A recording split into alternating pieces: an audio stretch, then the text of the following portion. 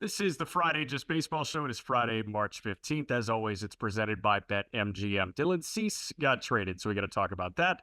Couple of prospects that we'll fly through quickly, and then we're doing the X factors for each team in the National League Central and the American League Central. Jack McMullen, Aram Leighton.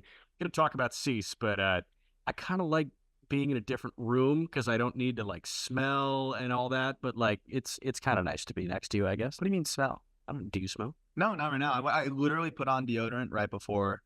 Was it for me or was it? Yes, it was because honestly, when I do them alone, underrated thing, kind of sweat a lot when I do these podcasts. Do you actually? Yeah.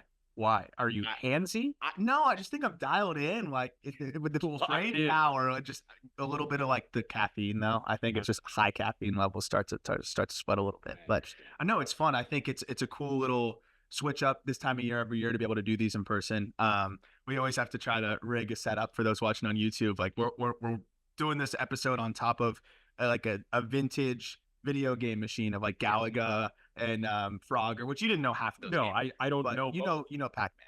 I know Pac-Man. Yeah. My thing was like, is this Atari? Is it Pong? And you were like, no. This thing has traveled with us my whole life. Like we had this as when I was a little kid. It was like the coolest gift ever. I think we bought from like a closing bar, and then it has survived every single move, and it's still here at my mom's house. So it actually makes a really good table for us to do this. So no, it's always great doing it in person. We're going to be doing that on the call up too, as we're going to the spring breakout games. Yeah. So stay tuned for that as well. I think you're really going to enjoy watching that, and also our coverage of that because all the future stars of Major League Baseball. But that kind of leads us into, I think, that the package for Cease though, because that just seemed to happen way quicker than I thought. Do you think it's a correlation or causation of the Garrett Cole situation?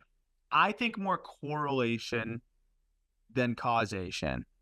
That like in terms of Cole news comes out, market heats up. Yeah. Because I did see some reports that were, I wish I could properly attribute it, but that there was already some buzzing in the industry that teams were putting forward better offers, like starting to up the ante a little bit.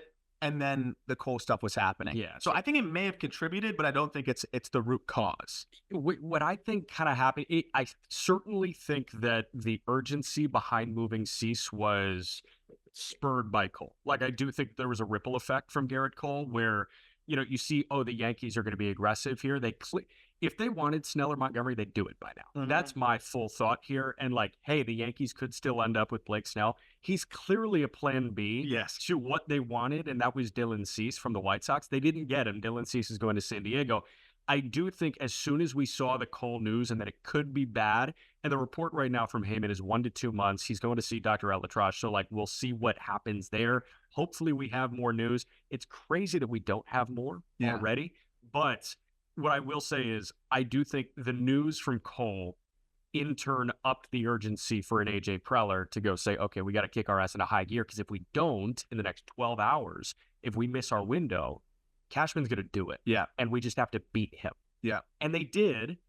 And it was a steep price. Yeah, it was. And it's funny because we were joking last night, like the reports of the package that Chris Getz, the White Sox GM, was asking for was the sun and the moon. Yeah. I'm like, was Thorpe the sun or was Jairo Uriarte the sun? But realistically, and some of the packages that were floated this always happens. Yeah. You get ridiculous packages floated because I think a lot of people just go straight to MLB pipeline. Right. Look at the top prospect. Okay, give me 1, 2, 4. Yeah, exactly. I'll spare you 3. Yeah. But like, I honestly think that maybe that was the asking price in the early going because Getz just wanted to set the market really high or just make it clear that, we're not going back and forth much here. Like we want you to up the ante and start it somewhere. But realistically, where it settled is what I think was about the value, maybe like even a little bit more. Again, Cease is a polarizing player, so you're going to have a lot of different perspectives of, San Diego got fleeced. This is about fair. Yeah. This wasn't enough for Cease. You're going to get all perspectives because he's a polarizing player. Which is what makes it an appropriate return. If you get the positive and the negative reaction to it from both fan bases, you know that was a good deal. And this is clearly a good deal. You and I tried guessing when we had that 30-minute between time where we didn't know. I was hell-bent on Dylan Head being the deal because he's a Chicago guy. Impressive that Preller was able to hang on to Dylan Head. Obviously, they're not going to move Jackson. He's on a flight to Dole right now. How's Cease getting to Seoul? Are the Padres going to charter a flight to Seoul, or is he going to fly commercial? I think commercial put him on they got like so many levels now to business class. Yeah, dude. Like, That's probably better. it is. No one's bothering you. You're by yourself. You have your own little cubicle. I guarantee they do that, and he'll be just fine. Yeah. But that side of it's really interesting because he's going to get the ball probably right away, assuming he's ready. I don't know how ramped up he is and things like that. Right. Yeah, I haven't been. I'll be honest, not very tapped into the White Sox spring training right now. But assuming he's good to go, which I mean, they probably don't pull the trigger on that trade right now if he wasn't ready to go. He's good. Yeah, well, there you go. That's good news. They'll probably be able to throw him in there right now. Yeah. The other side is if you were listening, wasn't a mailbag that we did where that one of the questions was like breakout prospects for this coming season? It was prospect that it wasn't truly breakout. It was prospect that you're high on that you think will become more of a household name in 2024. And you ID'd one of those guys. Jairo Iriarte. Yeah. So that was cool because, I think if you're a White Sox fan, hopefully that makes you feel a little bit better. That that's a guy that legitimately I've had circled that could explode this coming season. So, I think the upside there, we know what Thorpe is too. We can talk about that kind of briefly, and then talk about the third piece in Samuel Zavala, which I think that get a tertiary piece on top of those, for sure, 2 arms, I think kind of makes it a really solid package. So let's start with Drew Thorpe, who is, playing musical chairs right now. Poor guy. He was the headline of the Soto deal, pretty much. You could call Michael King the headline. Yeah. Thorpe was the prospect piece, then went back to San Diego in that Juan Soto deal, and then all of a sudden he turns around. After looking great in spring training for the Padres, he turns around and moves to the White Sox, where he'll get up there like maybe by the All-Star break. I think it's 30 innings in Somerset, like 30 innings above high A. Why put him in that Charlotte bandbox when he looked really good in spring training? I do want to walk through kind of one by one elevator pitch, and then we'll go back and elaborate. Drew Thorpe, and add in anything that I'm missing, like a sentence or two. Drew Thorpe, best changeup in the minor leagues, according to you. Yes. 4-pitch mix. Fastball isn't elite, but the changeup is. Jairo Iriarte, really good fastball, really good slider. He's a 2-pitch guy for now, working on a third. Yeah. Yes. I would say that the interesting nuance to that is the more I've dove into Iriarte, the more I've realized that I think command is a bigger question than the third pitch. Okay. So the third pitch, it's just that we were talking about it last night, like that turbo, like power changeup in the low 90s that, look, it's not going to be dominant, but I think it's solid enough because that slider has no platoon split. So he can go against it like lefties and righties. He can just mix that changeup in enough. I think it can be an above average third pitch. And I was watching last night, start by start, it got better and better and better. Yeah. So I think 3 pitches there, it's a big league starter's arsenal. The command is kind of the question. When he got up to Double-A, started to walk more guys, but the fastball is really unique shape, crazy life, runs it up to 99, and it averaged 96 miles an hour last year. And then the slider is a potential plus pitch if he can command it a little bit better. So you got a 3-pitch mix there. Like, he could be a monster. He has the floor of a high leverage reliever, though, if the command doesn't come along. So those are the 2 arms. You got Samuel Zavala, who just played his age 18 season, spent over 100 games in low A. Lake Elsinore, really talented teenager. He gets to Fort Wayne blown up. I think I've got 4 for 51 with 19 punch outs. Yeah. There was an aggressive push, classic on brand AJ Preller push. He's a guy that it's like a relative lower on, right? He was still the number 11 prospect in the Padres system. You would hate his ass. Yeah, that's what always ends up happening, right? It's like, I ranked him 11th. I didn't say he wasn't ranked. It's like, I think there's a reason why he was the third piece in a deal like this, right? Yeah. There's some people that I've seen that have ranked him as a top 100 guy. Yep. And I think that's with a lot of power projection baked in. He is still very thin, very wiry. The EVs for his age are probably right on par, maybe slightly above average, but like it's not. I don't look at him and say, "Oh, that's explosive." There's a lot of effort in the swing. It's a massive leg kick. People laud him for his patience, but it's passiveness, to be honest, not patience. So he actually needs to swing more in the zone. But that said, he put up good numbers in low A as a teenager.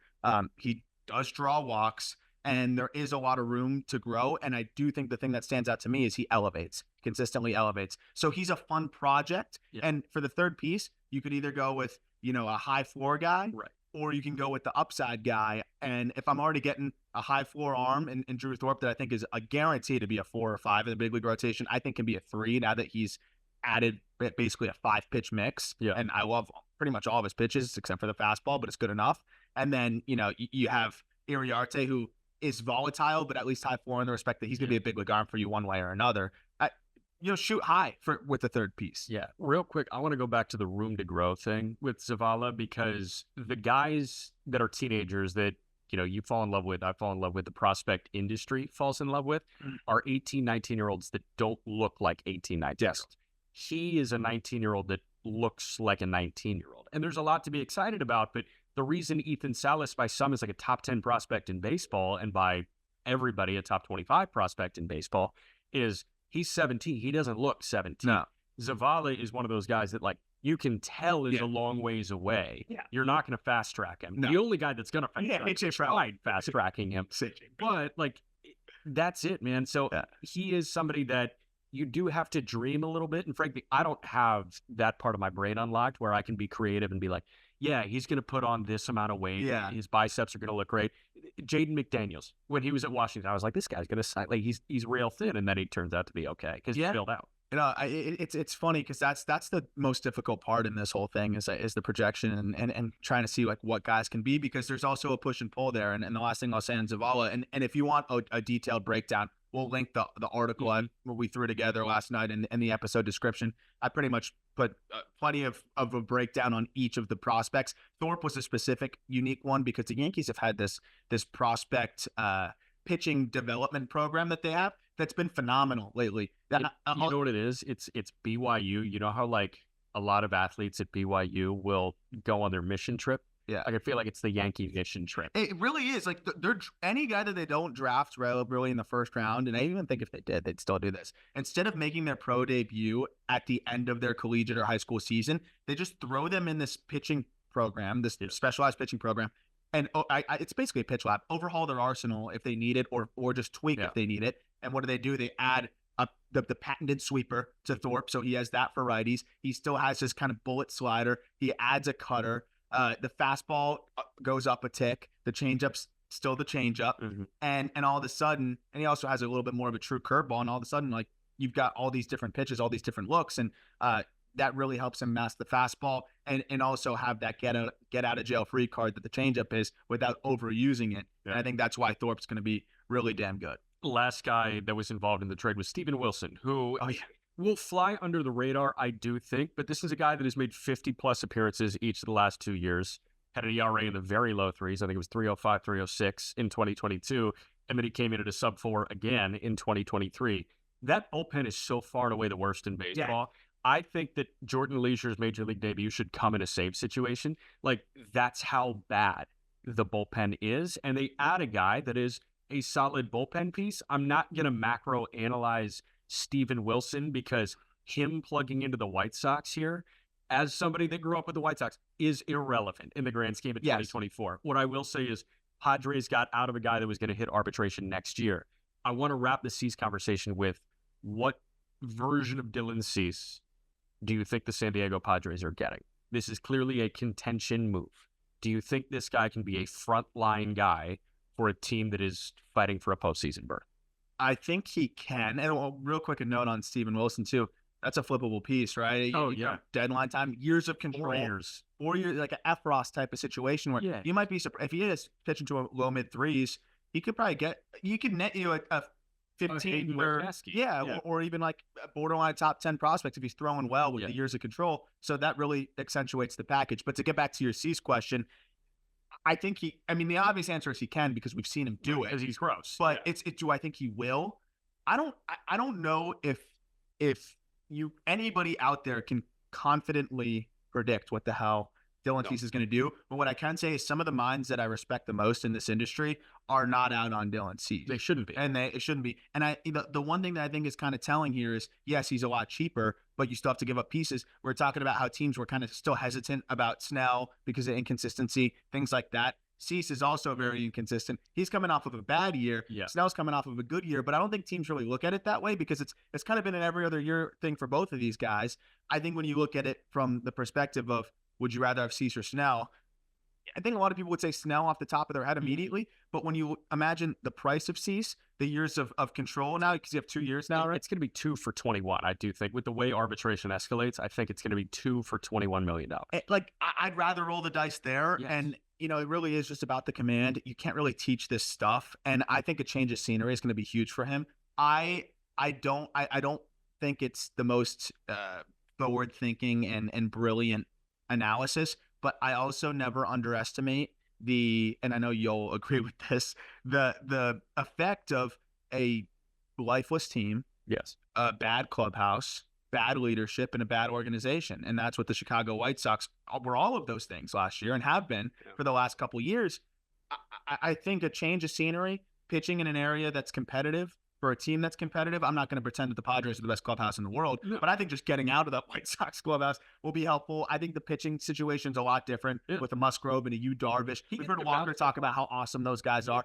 But like, think about that. Dylan Cease gets to sit there on a plane, sit there in a clubhouse, and ask questions to Yu Darvish and Joe Musgrove instead of, I mean, Chris Flexen coming to him, Mike Kopech, or no, Michael, right? Michael Kopech, Michael Soroka, Garrett Crochet. Like, there's not much there, and he goes to a place where there's some stuff there. So and the one thing I've noticed, I mean, we continue to talk to pitchers, whether it's a big league level or at the minor leagues, but even at the big league level, I think it's been more eye-opening is how much these guys still collaborate, how much they still bounce things off of each other. Walker talks about it all the time.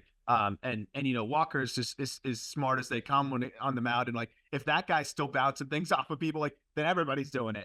It's a level of selflessness and like giving yourself up in terms of giving something out to get better, to receive information and get better. What I will say is so much of Dylan Cease's value is in accumulation. This guy's on the mound all that's huge nowadays too. It's maybe the most valuable. And they need that, right? They needed it. It was Matt Waldron was ready to slot in at 5, who actually looked pretty good when I saw him. I'm not gonna lie, but just having an innings eating perspective because Darvish has been a little banged up. Yeah, Musgrove is the epitome of banged up. Yep.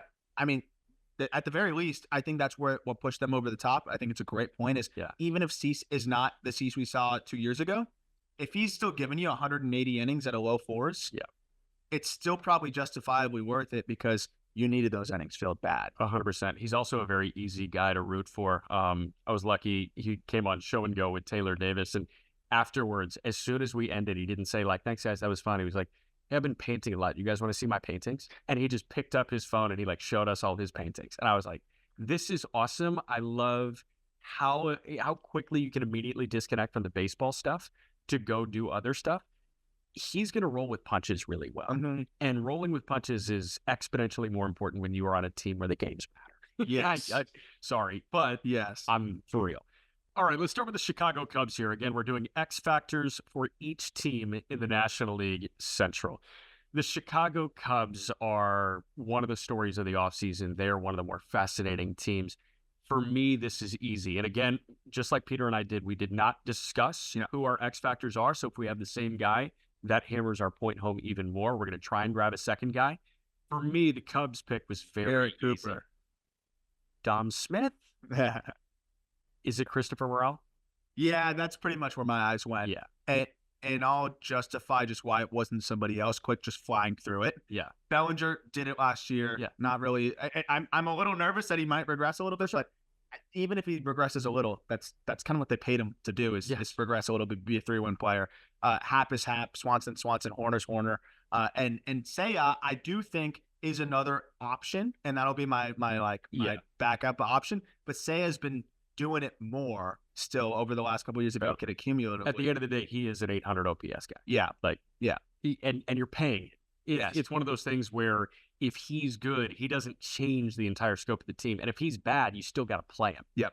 My thing with Morel is if this guy can play third base, it's Morel's glove. Like, that's the X factor. If Christopher Morel can play third base, this opens up a world of flexibility for the Cubs. Yeah. Instead of fast tracking Matt Shaw. Yeah, exactly. Because like Shaw looks like the third baseman of the future. But if Morel can hold down third, all of a sudden you can move Bellinger to first base. You can have Bush DH. You can have Bush and Wisdom almost be the platoon DH. And then that creates an open runway for PCA while Mike Tauchman holds it down. That feels like a way better option than trying to shove somebody at third base and having Nick Madrigal and Michael Bush hold down third base. And it's like, what are we doing? I feel a lot less tense if Morel can play third every day. 100%. And the big thing for him is the throwing arm. He's got a cannon, but And we talk about it like he's nasty. Yeah. First basemen are fighting for their lives trying to catch balls that he's throwing across the diamond. That was definitely where I was going. But then I also went to the pitching side, for like the secondary option here because. But here's the thing: we could use it. I think you could use Imanaga as the example. Yes, he's getting paid, but at the end of the day, like he needs to pitch. I think a little bit better than he's getting paid to pitch. Yeah. When you look at the rotation in terms of what they want to achieve, especially Tyone Hurt. If they want to be more than just a team that can kind of sneak a division win with 92 wins, like we've seen kind of in the Central over the last few years. I think you look at Steele, he's going to be solid. I even think Jordan Wicks, like you can't really call him an X factor because I feel like you kind of know what you're going to get. It's going to be a low to mid fours, can give you good innings, and be solid. Hendricks, he's Kyle Hendricks. So I look at it and I'm not going to say Wisniewski because I don't even know if he's going to grab that fifth spot. So for me, Imanaga is a big one because if he's a 4 ERA guy, I think they're in a little bit of trouble because they don't have that clear cut too. Yep. If he's a low to mid threes guy, then I think they're in a much better spot. And I think they need him to be that to be, the team that they're hoping to be. Do you think he has that ability with that being his home ballpark?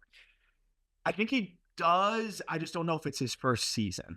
You know what I'm saying? Like there's going to be adjustments. Oh, okay. Big league hitters can clip these at the top. Right. But if I set it up with this pitch or if I sequence it this way or if I locate it here, like there's a lot of things that I think are going to go into it. I do really like the idea of him working with Yan Gomes though. And I think that's going to really help smooth the transition. I think he's going to be somewhere in between in this first year. And I actually love the Fangraphs projection for him there at 3.7. Oh, that is pretty good. I think he's going to be right around there. And if he's there, I think they're in decent shape. 100%. All right, let's jump over to the St. Louis Cardinals. Cardinals obviously coming off of a last place finish in the NL Central. They're way better than that on paper. They're probably one of the top 5, 6, 7 lineups in all of baseball. Pitching is where the question is. I could point to Sonny Gray. I'm not going to do that. I'm actually going to go back to the lineup. I think Jordan Walker's success could be instrumental to the St. Louis Cardinals kind of blowing the top off everything. Walker last year was a .2 win player. Defense certainly accounted for that, but that was a 117 game sample. Just 16 homers for Walker. Mm-hmm. That number could, I don't want to say realistically triple, but a legitimate goal for him at some point is at least double and borderline triple. The other thing to remember with Jordan Walker is he's younger than Colson Montgomery, Dylan Cruz, Wyatt Langford. He's 8 months younger than the it guy in minor league baseball right now in Chase DeLauter.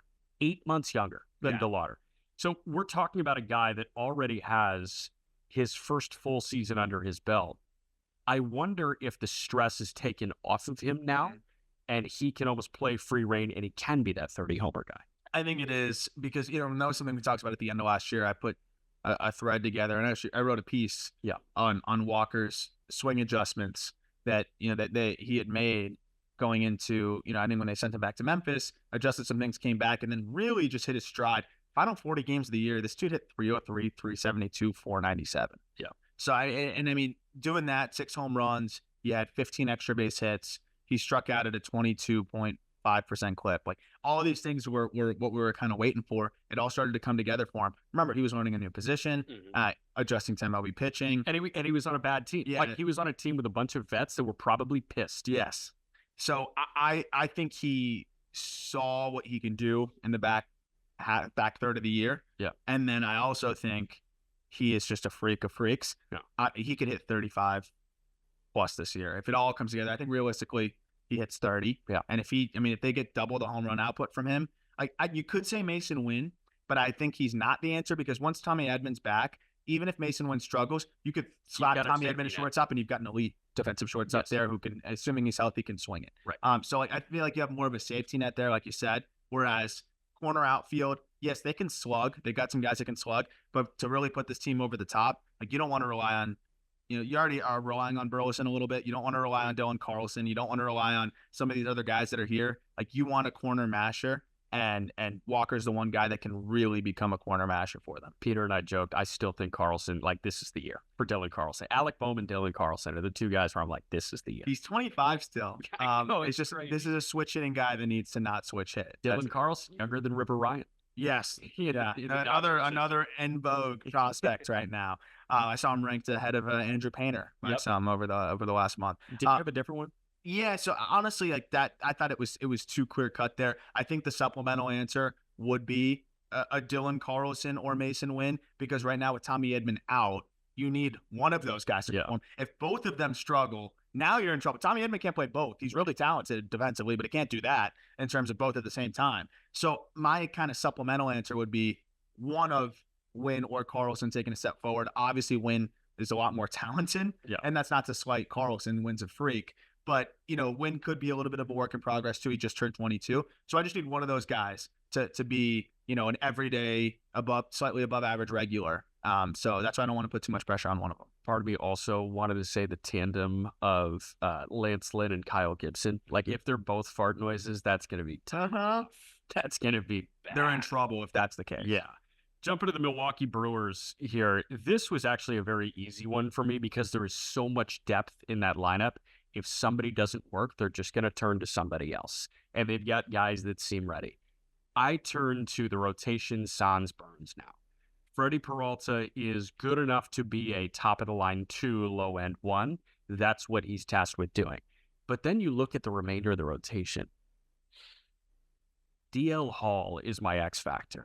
They need a 2 bad, and DL Hall may have the shit to be a 2. He's going to shove.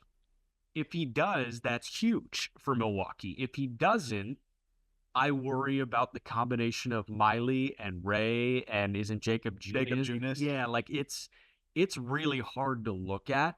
I hope Gasser gets ample run in the big league rotation, but DL Hall for me, if Freddie and Hall can put together back-to-back shutdown performances in the first week of the season, I'm off to a rip-roaring start if I'm a Brewers fan.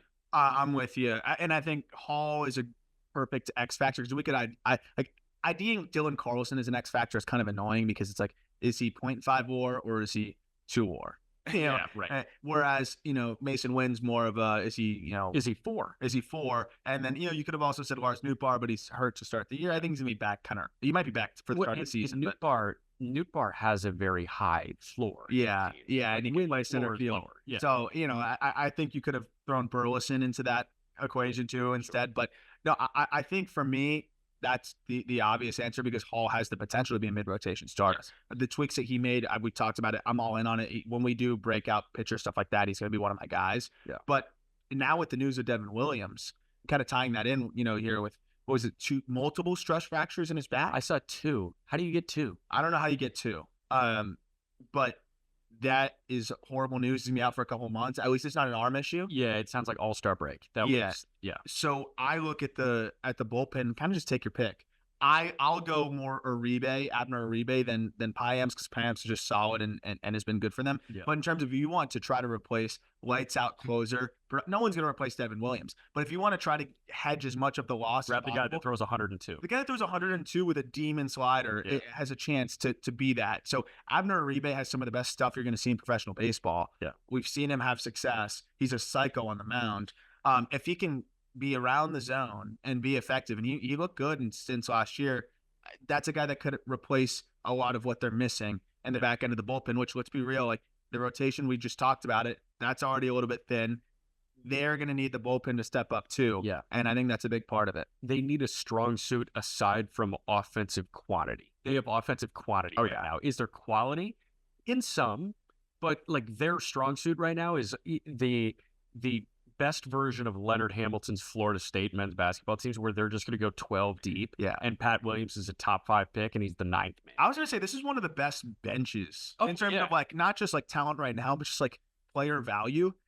Joey Ortiz, top 50, 60 Garrett Mitchell. Joey Weimer is a stud. And I love like the adjustments he made. Phenomenal defender in center.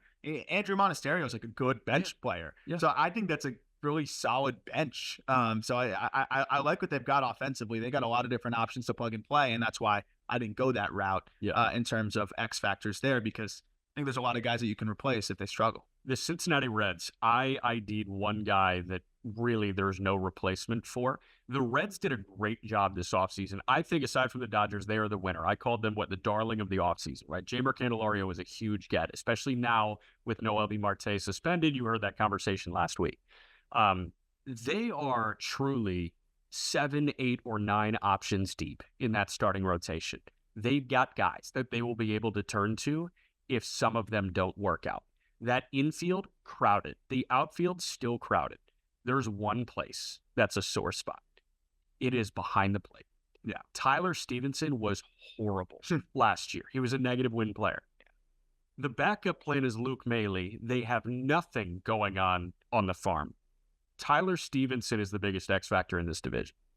I don't disagree because also we've seen what he can be. Especially, he's not the best defender in the world. Hit 320. Yeah, he can rake, and and he can be a passable defender. If Stevenson hits the length that gives this lineup, because I mean we're looking. If you look at roster resource, like the 6, 7, 8 hitters would be any assortment of Jonathan India, Will Benson, Christian Encarnacion Strand. I mean, that's amazing. I'm not the biggest India guy, but I figure he's going to bounce back a little bit this year. Benson could as 25 home run power, maybe even, he's more power than that, but he's probably a 25 home run guy. CES in that stadium can hit 30 bombs. Yeah. And those are your back end of the lineup type of hitters. I think that Stevenson, if he can be anything close to what we've seen in the past, 1 through 9, there's really no breaks in this lineup, even if there isn't that proven superstar just yet. So I love that answer. You could go Frankie Montas, but I think with him already getting the ball opening day, all the hype about him in terms of the Reds saying he's back. Yeah. It's one of those where we got to see it to believe it, but I'm not going to label him as an X factor because he's going to get in the ball opening day. They clearly feel really good about him. I think you could really just do another one of those cop out answers and say any of the youngsters because Lugolo's hurt. That stress reaction just continues to be a problem. Yeah. But I think any of Hunter Green, Graham Ashcraft, like Andrew Abbott, I think you could make that answer for. But I think Ashcraft, if I were to single out one guy, it'd be Ashcraft because the numbers were really not that good. No, he fell off pretty quick. So I would say Ashcraft is probably the answer there because, we saw him dominate, for a couple of starts here and there, have nice stretches, and then really, really struggle. Nick Martinez is safe and solid. Abbott, did kind of tail off at the end of the year, but he threw so many innings. He's a back-end lefty. He's a back-end lefty. That's what he's going to be. Yeah. Ashcraft, what is he? Is he a guy that ends up in the bullpen? Is he a guy that could be closer to a good 4? I don't know. I see an 100-mile-an-hour cutter, and I'm like, you need to be way better than you are. Yeah. And so I think Ashcraft is probably my guy. Yeah. All right. Finishing the NL Central with the Pittsburgh Pirates. I'm going to save you the frilly background stuff. The Pirates, they hope to contend for this division. I don't know if they have the pitching to contend for this division. The big X factor for me is Henry Davis. Yeah.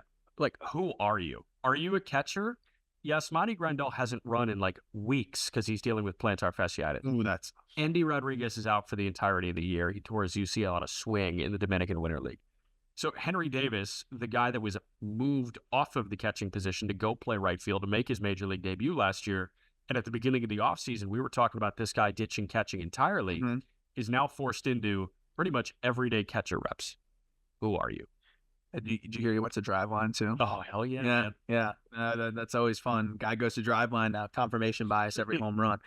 No, but the thing is, 1, yes, now he's back behind the dish and he's their catcher. 2, this guy has 30 home run pop. Yes. That's the thing is we're picking guys that have this massive upside, and he has this massive upside. Yeah, you could say O'Neal Cruz, but that's the expectation is that O'Neal Cruz is going to be one of their best.